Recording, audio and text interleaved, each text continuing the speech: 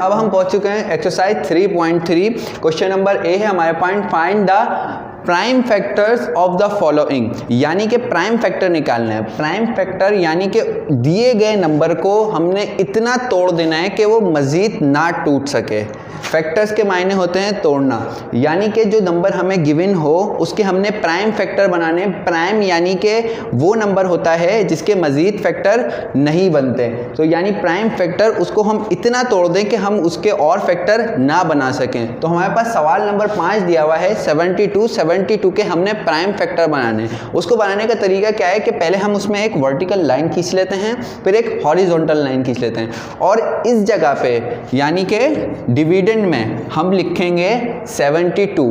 अब इस 72 को हमने चेक करना है कि ये किस किस टेबल से डिवाइड हो सकता है, लेकिन इस तरीके से चेक करना है कि जो टेबल हो वो सबसे छोटा हो, यानी कि शुरू से चेक करना है। 1 से तो हर टेबल डिवाइड हो जाता है, अब इसको हम पहले चेक करेंगे 2 से। 72 2 के टेबल से डिवाइड हो सकता है, क्योंकि मैंने आप लोगों को डिविजिबिलिटी वाले चैप्टर में समझाया था कि जिसके आखिर में इवन नंबर आए या 2 आए तो वो 2 के टेबल से डिवाइड हो सकता है। तो यहाँ हमने डिवीज़र में यानी जो डिवाइड करता है उसको हमने 2 लिख लिया, और 72 को अब हम डिवाइड करेंगे। तो 72 को डिवाइड करने के बाद हमें पता लगा कि 2 3 जा 6, एक यहाँ पे चला गया, और अब 2 6 जा 12। अब यहाँ पे आता है 36। अब हमने 36 को भी चेक करना है कि ये किस किस टेबल से आता है, लेकिन सबसे छोटे नंबर से चेक करना है। तो इधर भी ये 2 से हो रहा है, क्योंकि 6 क्या है यहाँ पे इवन नंबर है, तो इधर हम दोबारा 2 से चेक करेंगे इसे। तो 2 1 जा 2, और इधर क्या बचा 1। यहाँ पे 8 टाइम्स 16 आता है 2 के टेबल में, ठीक है जी। अब इधर भी ये 2 से होगा, क्योंकि इसके आखिर में क्या आ रहा है इवन नंबर, 8 इवन नंबर है, ठीक है। फिर हम इसको 2 से चेक करेंगे, तो 2 के टेबल में आता है 18 9 टाइम। अब यहाँ पे आ रहा है 9 एक ऑड नंबर है, तो इसको अब हमने चेक करना है कि ये किस किस टेबल से आता है। तो इसके बाद 2 के बाद हम इसको चेक करेंगे, 3 के टेबल में आता है 9, जी बिल्कुल आता है। 3 के टेबल से हम चेक करेंगे, 3 3 जा 9। अब 3 अपने टेबल में आता है, ठीक है, तो हम 3 1 जा 3, ये इसके बन गए फैक्टर्स। इसको हम लिख लेंगे यहाँ पे। तो हमारे पास फैक्टर क्या बने 2, फिर हमारे पास बना 2, फिर हमारे पास बना 2, देन फिर 3 आया हमारे पास, फिर हमारे पास दोबारा 3 आया। और इन फैक्टर्स प्राइम फैक्टर्स के दरमियान जो हम रिलेशन लगाते हैं वो हम लगाते हैं मल्टीप्लाई का। तो ये हो गए जी आपके प्राइम फैक्टर्स। अच्छा जी स्टूडेंट्स, एक्सरसाइज 3.3 का क्वेश्चन नंबर बी हम पहुंच गए हैं। Find the common factor of the following by prime factor method. Prime factor method से बनाना है। सबसे पहले तो आप ये जान लें कि फैक्टर बनाने के 2 तरीके होते हैं, एक होता है डिवीज़र मेथड और एक कहता है prime factor method. Divisor method में हम क्या करते हैं कि हम दोनों जो नंबर दिए हुए होते हैं उनके एक साथ फैक्टर्स बनाते हैं, जबकि प्राइम फैक्टर में हम दोनों जो नंबर दिए हुए होते हैं उसके हम अलग अलग बनाते हैं। आंसर दोनों का सेम ही आएगा बाद में, लेकिन डिवीज़र मेथड में हम एक साथ बनाते हैं और प्राइम फैक्टर में हम अलग अलग बनाते हैं। तो अभी जो सवाल है वो हमारा है प्राइम फैक्टर का, तो हम प्राइम फैक्टर के बनाते हैं। सबसे पहले हमें दिया गया है 12 और 18, ठीक है। सबसे पहले हम इसको हम रेस कर लेते हैं यहाँ से, ताकि कंफ्यूजन ना हो आप लोगों को, ठीक है। सबसे पहले हम यहाँ पे 12 के फैक्टर्स बना लेंगे, प्राइम फैक्टर्स। तो 12 हमारे पास ये हुआ है, सबसे छोटे नंबर से देखना है, तो सबसे छोटे नंबर में ये आता है सबसे पहले 2 में, ठीक है। 2 6 जा 12। अब 6 भी इवन नंबर है तो ये भी 2 के टेबल में आएगा, जाहिर सी बात है। तो 2 3 जा 6। अब 3 किसके टेबल में आता है, 3 सिर्फ अपने टेबल में आता है, तो 3 1 जा 3, ठीक है। तो 12 के फैक्टर्स हमारे पास क्या आ गए, 2 2 और 3, 2 2 और 3, और इनके दरमियान मल्टीप्लाई का रिलेशन आ गया। अब हम 18 के फैक्टर्स बना लेते हैं। 18 एंड में इवन नंबर है तो ये 2 से होगा सबसे पहले, तो 2 9 जा 18, ठीक है। 9 आ गया, 9 किसके टेबल में आता है, 2 के बाद 3 के टेबल में 9 आता है, तो 3 3 जा 9, ठीक है। अब 3 सिर्फ अपने टेबल में आता है तो 3 1 जा 3, तो 18 के फैक्टर क्या हो गए 2 3 और 3, तो इसको हम यहाँ पे लिख लेते हैं 2 3 और 3, इनके दरमियान आ गया मल्टीप्लाई का रिलेशन, ठीक है। अब सवाल में दिया गया था कॉमन फैक्टर, यानी इन दोनों के दरमियान जो फैक्टर्स आएंगे उनका हमने कॉमन निकालना है। कॉमन यानी जो फैक्टर आए उनके सेम निकालना है। तो सेम कैसे आएगा कि यहाँ आप देखिए कि 2 और 2 ये दोनों क्या आ रहे हैं, सेम आ रहे हैं, तो ये हो गया। सबसे पहले इसको हम सर्किल कर लेंगे। फिर यहाँ 2 और 3 सेम नहीं आ रहे, तो यहाँ पे हमारे पास कॉमन क्या आ गया 2 और 3, तो हम इनको लिख लेंगे 2 मल्टीप्लाई बाय 3, ये आ गया आपका common factor by prime factor method. तो स्टूडेंट अब हम पहुंच गए एक्सरसाइज 3.4 का question number B, find the HCF by prime factorisation. यानी हमने मालूम करना है HCF यानी हाईएस्ट कॉमन फैक्टर, यानी कि दो वैल्यूज़ के दरमियान ऐसा सबसे बड़ा नंबर जो इन दोनों वैल्यू को डिवाइड कर दे लेकिन सबसे बड़ा नंबर हो। हाईएस्ट यानी सबसे बड़ा, कॉमन यानी सेम और फैक्टर, ठीक है। और निकालना है किस मेथड से, प्राइम फैक्टर के। प्राइम फैक्टर मेथड मैंने अभी आप लोगों को पिछले सवाल में समझाया कि प्राइम फैक्टर किस तरीके से निकालते हैं, तो हमने उस तरीके से प्राइम फैक्टर इसके निकाल लिए। 18 का हमारे पास आया 2 3 और 3, और 24 का हमारे पास आया 2 2 2 और 3, तो इसको हम इधर लिख लेंगे फैक्टर में, ठीक है। सबसे पहले हम 18 के लिख लेते हैं। 18 का आया हमारे पास 2, फिर आया 3 और फिर आया 3, इसमें क्या आया मल्टीप्लाई का रिलेशन इनके आ गया। फिर हम यहाँ 2 के फैक्टर सीख देते हैं, 2 आ गया, फिर दोबारा आपका 2 आ गया, फिर 2 आ गया आपका, और फिर ये 3 आ गया। इनके दरमियान मल्टीप्लाई का रिलेशन बनता है। ये आया कैसे, 2 के टेबल में 18 आता है 9 टाइम, 2 9 जा 18, फिर 3 3 जा 9, फिर 3 1 जा 3, और इसी तरह 24 का भी आया। 2 के टेबल में सबसे पहले 2 से किया हमने, 2 1 जा 2, 2 2 जा 4, 2 12 जा 24, फिर 2 के टेबल में से 12 आता है 6 टाइम, ठीक है। फिर 2 के टेबल में 6 आता है 3 टाइम, उसके बाद 3 1 जा 3। अब करना क्या है कि HCF निकालने में सबसे पहले हम इनके दरमियान के कॉमन फैक्टर निकालते हैं। तो इसमें से हम कॉमन निकाल लेंगे जिस तरह हमने पिछले सवाल में किया। तो कॉमन क्या आ रहा है हमारे पास यहाँ पे, सबसे पहले 2 आ रहा है, ठीक है। फिर यहाँ 2 और 3 और 2 भी नहीं आ रहा, और ये भी नहीं आ रहे, और यहाँ पे क्या आ रहा है 3 एक दफ़ा कॉमन आ रहा है, तो इनको हम कॉमन में लिख देंगे। तो ये आ गया 2 और 3 मल्टीप्लाई का रिलेशन। अब जो ये हमारे पास कॉमन फैक्टर आ गए, इसी से ये हम एक स्टेप आगे बढ़ेंगे, यानी इन दोनों को हम मल्टीप्लाई कर देंगे, तो 2 3 जा 6 होता है। तो ये जनाब आपका हो गया HCF, और ये हो गया आपका आंसर, यानी कि 6 ऐसा सबसे बड़ा नंबर है जो दो इन वैल्यू को डिवाइड करता है।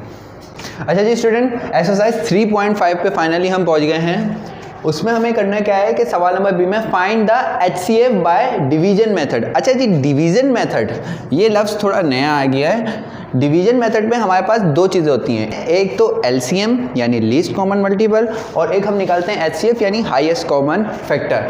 तो सबसे पहले तो हम LCM का पता कर लेते हैं कि डिवीजन मेथड से LCM कैसे निकलता है। जिस तरह हमने अभी पिछले सवाल में प्राइम फैक्टर मेथड से LCM निकाला, सेम उसी तरीके से निकलता है, लेकिन इसमें क्या होता है कि हम दोनों वैल्यू को साथ लिखते हैं। प्राइम फैक्टर में हमने क्या किया था कि दोनों वैल्यू को अलग अलग करके किया था, और जो HCF हम निकालते हैं डिवीजन मेथड से वो बिल्कुल ही डिफरेंट होता है, वो सिंपल डिवाइड मेथड से होता है। अच्छा जी, फिर हमारे पास सवाल आ गया कि 12 और 18 के दरमियान हमने HCF निकालना है, हाईएस्ट कॉमन फैक्टर निकालना है, लेकिन डिवीजन मेथड से। तो डिवीजन मेथड में मैंने आपको बताया कि सिंपली डिवाइड करेंगे। डिवाइड किस तरीके से करेंगे, जो छोटा नंबर होगा उसको हम डिवाइजर में लिख देंगे यहाँ पे, जैसे कि 12 आ गया, और ये जो बड़ा नंबर है उसको हम बाहर निकलेंगे। अब सिंपल इसको हम डिवाइड करेंगे। डिवाइड किस तरीके से करेंगे, या तो वो नंबर आ जाए या उससे छोटा नंबर आ जाए, जिस तरह हम आमतौर पे डिवाइड पे करते हैं। तो 12 के टेबल में 18 नहीं आता, उससे छोटा क्या आता है, 1 टाइम 12 ही आता है, ठीक है। तो हम इसको माइनस कर लेंगे, 8 में से 2 गए तो 6 बचा, और 1 में से 1 गया, कुछ भी नहीं। अब आगे क्या स्टेप करना है कि जो यहाँ पे डिवाइजर था अब वो बन जाएगा डिविडेंड और जो रिमाइंडर यहाँ पे बचता है 6, वो अब आपका डिवाइजर बन जाएगा। और इसी स्टेप को हम जब तक फॉलो करते रहेंगे जब तक रिमाइंडर 0 ना आ जाए, ठीक है। तो अब यहाँ पे डिवाइजर क्या था 12, तो 12 को अब हम डिविडेंड बना दिया, यानी कि जिसको हम डिवाइड करेंगे। तो 6 के टेबल में 12 आता है, जी बिल्कुल आता है, 2 टाइम आता है, सो ये 12 आ गया। माइनस कर देंगे, 2 से 2 गया, रिमाइंडर आ गया 0, सही है। तो यहाँ पे जब रिमाइंडर 0 आ जाए तो उसका जो डिवीज़र होता है वो आपका HCF कहलाता है, यानी हाईएस्ट कॉमन फैक्टर कहलाता है। यानी कि हमारे पास जो लास्ट डिवाइज़र बच जाएगा, जो रिमाइंडर 0 आ जाए जिसको डिवाइड करने से, सही है, जो लास्ट डिवाइज़र होगा वो हमारा HCF कहलाएगा। तो HCF यहाँ पे हमारा कहलाएगा 6, क्योंकि इसके बाद ये और सॉल्व नहीं हो सकता। तो HCF आपका हो गया 6, हाईएस्ट कॉमन फैक्टर। अच्छा जी स्टूडेंट्स, एक्सरसाइज 3.7 का क्वेश्चन नंबर 1 है, find the greatest number by which 48, 84 and 92 are exactly divisible. यानी कि सीधा सीधा आपको GCD यानी HCF मालूम करना है। ग्रेटेस्ट नंबर, हाईएस्ट नंबर यानी GCD, और HCF एक था, मैंने आप लोगों को इंट्रोडक्शन में चैप्टर के बता दिया था। तो पहले हमने 2 नंबर के दरमियान HCF GCD निकाला था, अब हम 3 नंबर के दरमियान 3 नंबर के दरमियान निकालने का तरीका क्या होता है कि जो सबसे छोटा नंबर होता है ना सबसे पहले तीनों नंबर में, उसको तो हम डिवाइजर बना देते हैं, यानी 48 तो यहाँ पे हमारा आ गया डिवाइजर। अब उसके बाद जो सेकंड नंबर पे जो छोटा नंबर होता है, जो सेकंड टाइम छोटा होता है, यानी सबसे बड़े से छोटा होता है, उसको हम डिविडेंड बना देते हैं, यानी हमारा डिविडेंड आएगा 84। और सिंपल हम इन दोनों को पहले डिवाइड कर लेंगे, तो यहाँ आ गया हमारा 84। अब 48 के टेबल में 84 नहीं आता, उससे छोटा क्या आता है 1 टाइम 48 आता है। ये आप कैलकुलेटर से भी चेक कर सकते हैं घर पे। तो 48 1 जा 48, सही है। इसमें से माइनस कर लेंगे, सो यहाँ पे 8 में से यहाँ 7 बन गया, यहाँ 14 बन गया, 14 में से 8 गया, यहाँ पे 6 आ गया, और यहाँ 7 बन गया था तो 7 में से 4 गया, तो यहाँ पे आ गया 36। बिल्कुल उसी तरह जिस तरह हमने पिछले सवाल में तो रिमाइंडर बचता है उसको हम डिवाइजर बना देते हैं, तो हम इसको भी डिवाइजर बना देंगे। और जो पिछले वैल्यू में डिवाइजर था अब वो डिविडेंड बन जाएगा उसी तरीके से। तो यहाँ अब आ जाएगा 48, सही है। अब 36 के टेबल में 48 नहीं आता, उससे छोटा क्या आता है 36 ही आता है, और कितने टाइम आता है 1 टाइम। ये आप कैलकुलेटर में भी चेक कर सकते हैं, ठीक है। तो यहाँ पे आ गया 3 और 6, ठीक है। माइनस कर लेंगे, 8 में से 6 गए, 2 बचा, ठीक है। 4 में से 3 गए, 1 बचा। इसी तरह जब तक रिमाइंडर में 0 आएगा हम करते रहेंगे। तो यहाँ पे क्या आ गया 12 हमारा अब डिवाइजर बन गया, और डिविडेंड क्या बनेगा जो पिछली वैल्यू में डिवाइजर था, तो यहाँ पे आ गया 36, ठीक है। अब 12 के टेबल में 36 आता है, 12 1 जा 12, 12 2 जा 24 एंड 12 3 जा 36। 12 के टेबल में 36 आता है, तो हम 12 3 जा 36 यहाँ पे लिख देंगे। तो यहाँ पे क्या बचा रिमाइंडर 0। अच्छा, पहले हमने यहाँ तक बनाया था, यानी यहाँ तक हमने सिर्फ 2 वैल्यू का HCF निकाला था। यहाँ अभी 12 HCF नहीं है। अब जो जिस 12 ने इन तीनों को इसको डिवाइड कर दिया आखिरी नंबर को, अब उससे हम सबसे बड़ा नंबर यानी 92 भी डिवाइड करके चेक करेंगे। स्टूडेंट, अब हमने इन 2 वैल्यूज़ को तो सॉल्व कर दिया, लेकिन सवाल में हमारे पास गिवन थी 3 वैल्यूज़। 48 और 84 को तो हम सॉल्व कर चुके हैं, लेकिन हमारे पास यहाँ पे 92 भी मौजूद है। तो 92 को हम किस वैल्यू से डिवाइड करेंगे, हम उस डिवाइजर से डिवाइड करेंगे जो हमारे पास लास्ट डिवाइजर होगा, जिस डिवाइजर से 36 का रिमाइंडर 0 आया था। तो हम 92 को अब 12 से डिवाइड करेंगे, ठीक है। तो यहाँ पे हम 92 का अलग कॉलम बना लेंगे और उस वक्त तक डिवाइड करेंगे जब तक 92 का भी रिमाइंडर 0 ना आ जाए, ठीक है। तो 92 हमने यहाँ पे लिख दिया, और लास्ट डिवाइजर हमारे पास आया था 12, तो हमने यहाँ पे 12 भी लिख लिया। अब 12 के टेबल में 92 नहीं आता, लेकिन उससे छोटा आता है 84। कितने टाइम आता है 7 टाइम 84 4 आता है। ठीक है, अब हम माइनस कर लेंगे, 2 में से 4 नहीं जा सकते, जाहिर सी बात है यहाँ से 1 लेना पड़ेगा, तो यहाँ पे ये 12 बन गया, 12 में से 4 गए तो आपके पास आ जाएगा 8, 8 में से 8 गया, कुछ भी नहीं बचा। वही तरीका अपनाएंगे, जो रिमाइंडर बचा उसको हम डिवाइज़र बना देंगे और जो पिछले वैल्यू में डिवाइज़र था अब हम उसको डिविडेंड बना देंगे। तो यहाँ पे आ गया 12, 8 के टेबल में 12 आता है, नहीं आता, 12 से छोटा है 8 ही आता है, 1 टाइम आता है। ठीक है, तो यहाँ हमने लिख लिया 8। ठीक है, माइनस कर लेंगे, 1 यहाँ पे 0 बच गया, 12 में से 8 गए तो आपके पास बचा 4। ठीक है, तो 4 अब आपका डिवाइज़र बन गया। ठीक है, और जो यहाँ पे डिवाइज़र था अब आपका वो डिविडेंड बन गया। तो यहाँ पे क्या आया 8 आता है 4 के टेबल में, जी बिल्कुल आता है, 4 1 ज़ा 4, 4 2 ज़ा 8। ठीक है, तो यहाँ पे रिमाइंडर क्या आ गया 0। अब ये जो आपका फाइनल डिवाइज़र है जिसने इस वैल्यू का आखिरी सबसे बड़ी वैल्यू का रिमाइंडर 0 बना दिया, वो आपका HCF कहलाएगा और आपका GCD भी कहलाएगा। तो ये आपका आंसर आ गया। आप यहाँ पे HCF भी लिख सकते हैं, लेकिन सवाल में ग्रेटेस्ट था तो आप यहाँ पे GCD लिख दें तो बेहतर होगा। अब हम पहुंच चुके हैं एक्सरसाइज 3.9। उसका सवाल नंबर 1 हमारे पास क्या है कि find the LCM of the following with the help of multiples. LCM निकालने के बहुत सारे मेथड होते हैं, तो इस सवाल में जो आपको जिस मेथड से LCM निकालना है वो है मल्टीपल्स के मेथड से। मल्टीपल्स क्या होते हैं? मल्टीपल्स यानी कि सिंपल उस नंबर का टेबल आगे पढ़ना है, तो हमें इन दोनों के दरमियान LCM निकालना है। तो सबसे पहले हमने क्या किया, 2 के मल्टीपल्स यानी 2 का टेबल आगे लिख दिया। 2 1 ज़ा 2, 2 2 ज़ा 4, 2 3 ज़ा 6, 2 4 ज़ा 8, 2 5 ज़ा 10, 2 6 ज़ा 12। और जाहिर सी बात है टेबल है, आगे इन्फिनिटी पे चला जाएगा। ठीक है, उसके बाद फिर हमने मल्टीपल्स ऑफ 4R यानी 4 के मल्टीपल्स लिख देने हैं। 4 1 ज़ा 4, 4 2 ज़ा 8, 4 3 ज़ा 12, 4 4 ज़ा 16 और 4 5 ज़ा 20 एंड 4 6 ज़ा 24 और आगे ये भी इनफाइनाइट यानी टेबल चलता रहेगा। ठीक है, अब करना क्या है, कॉमन मल्टीपल्स निकालने हैं इसमें। पहले हमें कॉमन यानी फिर वही सेम मल्टीपल्स। अब इसमें सेम क्या आ रहा है,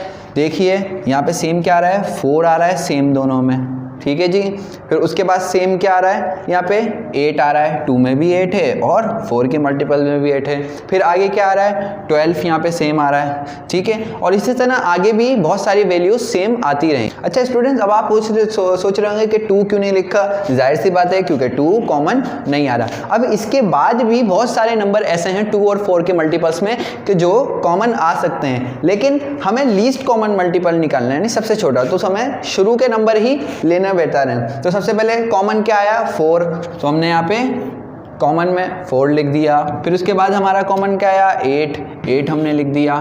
ठीक है, फिर आपके पास क्या आया, 12 कॉमन, तो आपने 12 लिख दिया।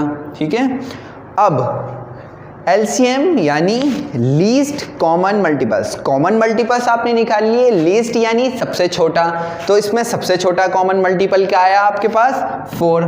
जाहिर सी बात है 8 और 12 से सबसे छोटा क्या है, 4 है, तो लीस्ट कॉमन मल्टीपल यानी LCM आपके पास क्या आ गया, 4, और ये आपका आंसर है। अच्छा जी student, exercise 3.10 find the LCM of the following by prime factor method. मैंने अभी आप लोगों को बताया था कि LCM निकालने के बहुत से तरीके होते हैं, तो अब हम LCM निकालेंगे प्राइम फैक्टर मेथड से। इससे पहले हमने HCF निकाला था, LCM भी कुछ इसी तरीके से ही निकलता है। सबसे पहले हमने इसके फैक्टर्स बना लिए, प्राइम फैक्टर्स बना लिए। 8 के जो फैक्टर आ गए 2 2 2, ठीक है, उसके बाद फिर 12 के फैक्टर आ गए 2। और फैक्टर्स कैसे बने कि ऐसी बात है 8 एक इवन नंबर है और सबसे छोटा नंबर जिससे वो डिवाइड हो रहा है वो 2 है, तो 2 4 ज़ा 8, फिर 4 भी 2 के टेबल में आता है, 2 2 ज़ा 4, फिर 2 अपने टेबल में, 2 1 ज़ा 2। इसी तरह 12 का भी हमने बना लिया, 2 6 ज़ा 12, 2 इवन नंबर है, फिर 2 3 ज़ा 6 और फिर 3 अपने टेबल में आता है, 3 1 ज़ा 3। तो ये बन गए इसके फैक्टर्स। अब इन फैक्टर्स को हम इधर लिख लेंगे, तो 8 के जो फैक्टर्स बने वो 2 बना, फिर 2 बना और फिर 2 बना। ठीक है, और फिर उसके बाद 12 के फैक्टर्स जो बने वो बना 2 × 2 × 3। ठीक है, नेक्स्ट स्टेप, पहले हम कॉमन निकाल लेंगे। अब यहाँ से आप लोगों का गौर से सुनना ज़रूरी है, पहले हम इनके दरमियान कॉमन फैक्टर्स निकालेंगे। तो सबसे पहले कॉमन फैक्टर्स क्या आ रहे हैं, यहाँ पे एक 2 कॉमन फैक्टर आ रहा है और यहाँ पे भी एक 2 कॉमन फैक्टर आ रहा है। तो कॉमन फैक्टर्स तो हमारे पास क्या आ गए 2 मल्टीप्लाई बाय 2।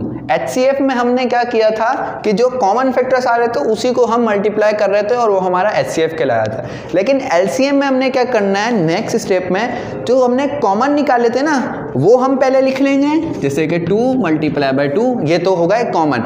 अब जो कॉमन के अलावा जो फैक्टर्स बच जाएंगे, जो कॉमन निकालने के बाद जो फैक्टर बचेंगे उसको भी हम लिखेंगे, ठीक है। HCF में हमने क्या किया था, जो कॉमन आ रहे थे उसको हमने मल्टीप्लाई किया था और वो HCF कराया। LCM में हमने क्या किया है, जो कॉमन आ गए कॉमन हमने लिख लिए, उसके बाद जो कॉमन निकालने के बाद भी जो फैक्टर बचे हैं वो हम यहाँ पे लिख लेंगे। तो बाद में क्या बचे, दोबारा 2 आ गया और 3।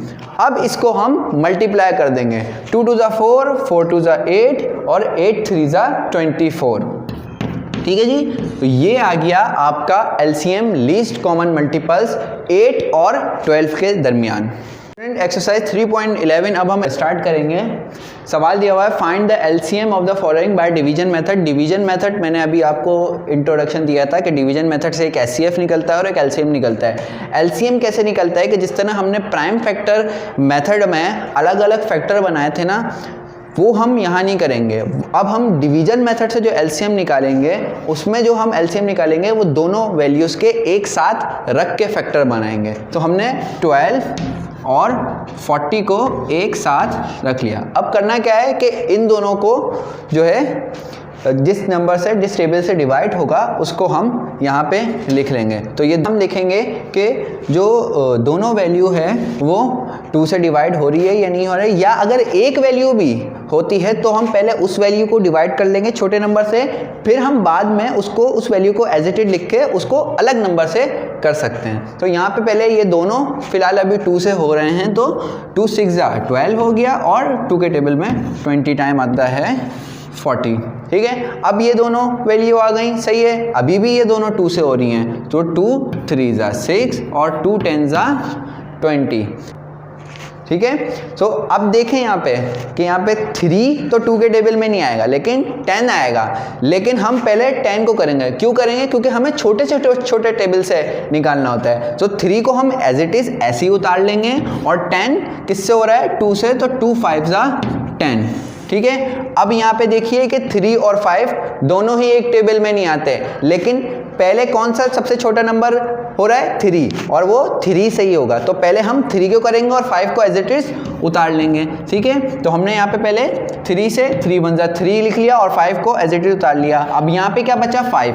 अब 5 सिर्फ अपने टेबल में आता है तो हमने 5 को भी कर लिया, ठीक है। ये आपके बन गए फैक्टर्स। तो फैक्टर्स हम यहाँ पे अभी लिख लेंगे। यहाँ पे आ गया 2, ये फिर 2 आ जाएगा यहाँ पे, तो उसके बाद दोबारा 2 आ जाएगा एक और, फिर 3 आता है और फिर आता है 5, और इनके दरमियान रिलेशन जो आएगा वो आएगा मल्टीप्लाई का। 2 2 = 4, 4 2 = 8, 8 3 = 24 और 24 5 = 120।